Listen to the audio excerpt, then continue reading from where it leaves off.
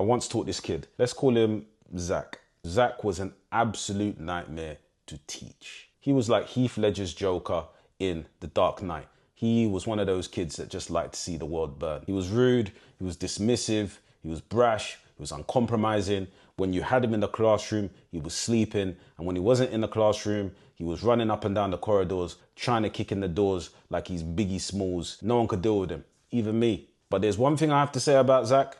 That boy was a natural hustler. Whether it's selling chocolates, football stickers, or organizing illegal card games, that boy had a nose for cheddar. But because of his extracurricular activities, he often landed in detention or inclusion, which is internal exclusion, for those in the know. Most teachers gave up on him, but in Zach, I saw something different. Maybe I'm just a sucker for punishment. But every time I was on my break duties or lunch duties or just saw Zach running up and down the corridor, I actually tried to talk some sense into him. You see, the kid had a talent. He had a natural flair for entrepreneurship, and I told him that, but he was using it all wrong, and he needed to apply himself. And in year 11, he softened up a bit, and he just scraped through his GCSEs. So fast forward 7 years later, I was walking around town doing a bit of last minute Christmas shopping, and this big Donny called out my name.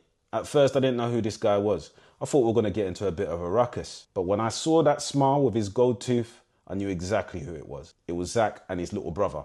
But now he looked a lot different. The little fluff on his chin became a full mane, and his arms were as big as tree trunks. He was looking very swole. If we got to a fight situation, I would have not been able to take him. That's just for the record. We started chopping it up in the street, and it turns out that Zach's entrepreneurial flair had taken off. You see, after he left school, he became a barber. He worked really hard and then managed to get his own shop. Now he's looking to franchise it all around London. Smiling at me with his cheeky grin, he said to me, "Sir, you're my favourite teacher." To be honest, that was a surprise. I don't think the kid listened to me. But then I asked him why. And then he said, "Sir, you always condemn my poor behaviour, but you never condemn me. You made me feel that I could do something with my life. And here I am now." It's moments like this that make the teaching journey worth it. As educators, parents and mentors, what we have to understand is that education is not only what we put into our students, but also what we draw out of them as well.